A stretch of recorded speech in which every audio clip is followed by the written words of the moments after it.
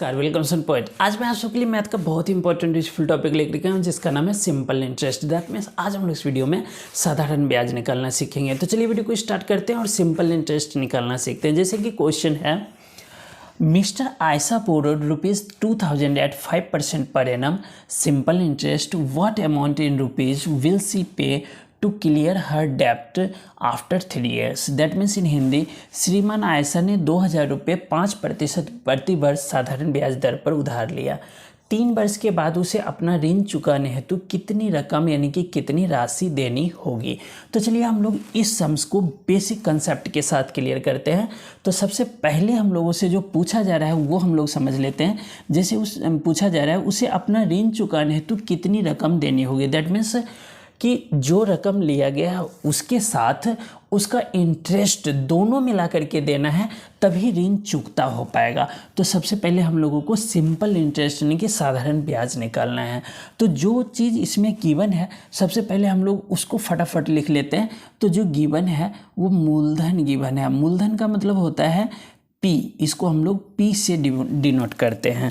तो जो P given है वो है 2000। तो चलिए हम लोग लिख लेते हैं यहाँ पर P इक्वल टू 2000 और ये रुपीज में है।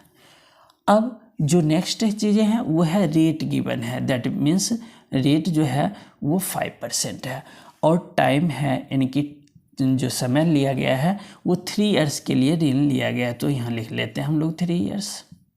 अब देखिए हम लोगों को नीड है सिंपल इंटरेस्ट निकालने की। तो देखिए सिंपल इंटरेस्ट का सबसे पहले मैं यहाँ फॉर्मूला लिखता हूँ। सिंपल इंटरेस्ट की हिंदी में होती है साधारण ब्याज, है ना। SI इक्वल टू साधारण ब्याज यहाँ मैं लिख देता हूँ ताकि आपको सही से समझ में आ जाए। साधारण ब्याज।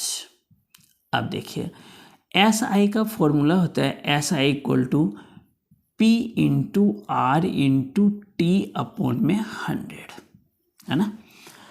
आपको पता चल गया कि SI निकालते हैं तो हम लोग लगाते हैं P into R into T upon में 100। दैट मीन्स मूलधन गुने दर गुने समय बटे 100, यानी कि जितना भी मूलधन लिया गया है यानी कि 2000 लिया गया है तो 2000, और जो रेट ऑफ इंटरेस्ट है 5%। देखिए परसेंट का मतलब क्या होता है ये भी हम लोग क्लियर कर लेते हैं लगे हाथ। जैसे कि परसेंट का मतलब होता है कि अगर 100 रुपये किसी को हमने दिया या लिया है और 5% है, दैट मीन्स 5 रुपीज़ 100 रुपये में से लिया जा रहा है। तो यहाँ पर 2000 रुपीज़ है और 5% है और वो कितने वर्ष के लिए है, 3 years के लिए, यानी कि 3 वर्ष के लिए है।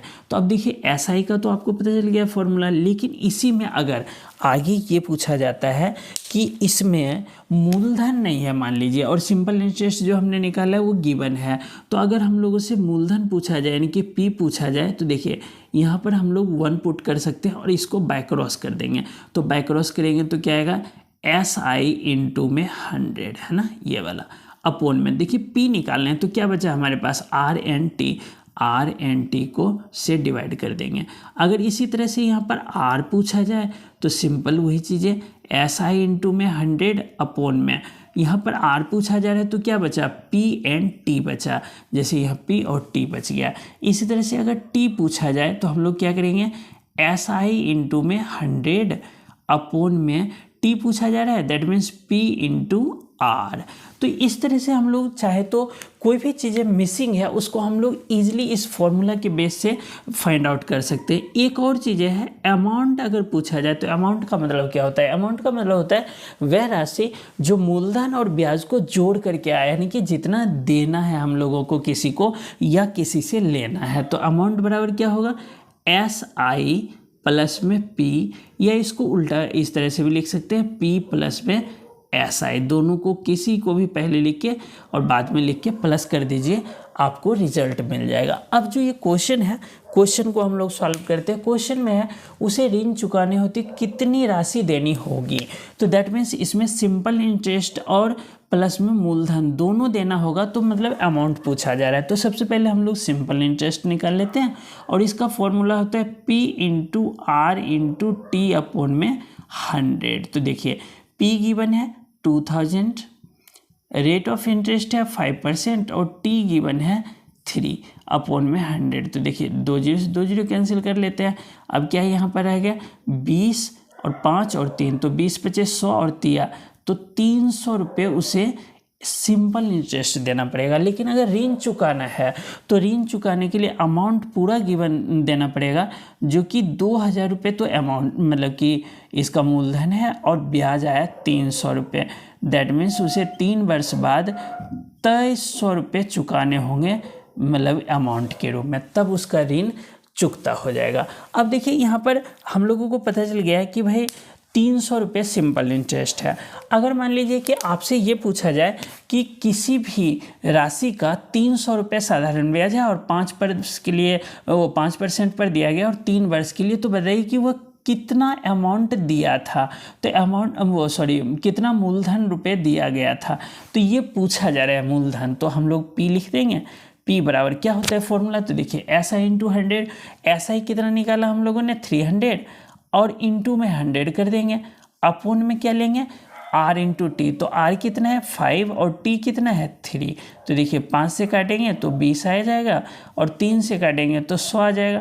100 को 20 से गुना करेंगे तो 2,000 रुपये आ गया इसका P। अब अगर इसी तरह से पूछा जाए कि R निकाल दीजिए, तो R में क्या लिखेंगे, तो R का है SI इंटू 100, SI कितना है 300 और इंटू में 100 अपॉन में क्या पूछा है, जो मतलब गिवन है P और T। तो देखिए P अभी अभी हमने फाइंड आउट किया कि 2000 है और R पूछा जा रहा है तो T लिखेंगे और T कितना है 3 है। तो देखिए 2 0 से 2 0 और 1 0 से 1 0, 3 से काटेंगे 3 धाम 30 और 2 बचे 10। तो देखिए सिंपली 5% आ गया। इसी तरह से अगर पूछा जाए टाइम क्या है, तो देखिए SI 300 इंटू में 100 अपॉन में। तो अगर हम लोगों से टाइम पूछा है SI इंटू 100 अपॉन P है 2000 और R है 5%। देखिए 2 0 2 0 1 0 से 1 0, 5 6 के 30 और 2 3 6 यानी कि 3 ईयर्स आ गया। आई होप कि जो इस सम्स का मेरे समझाने का ताल्लुक ये था कि कोई भी चीज़ें आपको पूछा जाए, चाहे वो सिंपल इंटरेस्ट पूछा जाए, अमाउंट पूछा जाए, रेट ऑफ इंटरेस्ट पूछा जाए, टाइम पूछा जाए, तो आप एक बेसिक फॉर्मूला याद रखेंगे SI equal to P into R into T upon में 100 और इसी से सभी चीज़ को आप कैलकुलेट कर पाएंगे और साधारण ब्याज बढ़िया से समझ में आया होगा। साधारण ब्याज का मतलब होता है एक ऐसा राशि जिसमें कि ब्याज का ब्याज नहीं देना होता है, सिर्फ अमाउंट जो प्रिंसिपल होता है दैट मीन्स मूलधन होता है उसका हमें ब्याज देना होता है, उसे हम लोग साधारण ब्याज कहते हैं। और चक्रवृद्धि ब्याज का मतलब होता है कि जो राशि हमने लिया उसका 1 साल का ब्याज जो बना और फिर उसको प्लस करके फिर उसका ब्याज चलता है, यानी कि जिसमें अमाउंट बन गया यानी कि ब्याज और मूलधन दोनों जुड़ के आया, उसका फिर से हमें इंटरेस्ट देना पड़ता है, दैट मीन्स ब्याजों का ब्याज देना पड़ता है, उसे हम लोग चक्रवृद्धि ब्याज यानी कि कंपाउंड इंटरेस्ट बोलते हैं। और नेक्स्ट मैं आपके लिए एक कंपाउंड इंटरेस्ट का ऐसे ही इंटरेस्टिंग सम्स लेकर के आऊँगा और उसके भी बेसिक कंसेप्ट को क्लियर कर पाऊँगा। अगर वीडियो थोड़ी भी आपके लिए हेल्पफुल हो तो आप वीडियो को लाइक और शेयर करना बिल्कुल ना भूलें, इससे हमारा मनोबल बढ़ता है। और चैनल पर नए विजिट किया तो चैनल को जरूर सब्सक्राइब कर लीजिए, मैं आपके लिए ऐसे ही लगातार कंटेंट लाता रहता हूँ। आई होप कि समझ में आया होगा। आपको बहुत बहुत धन्यवाद।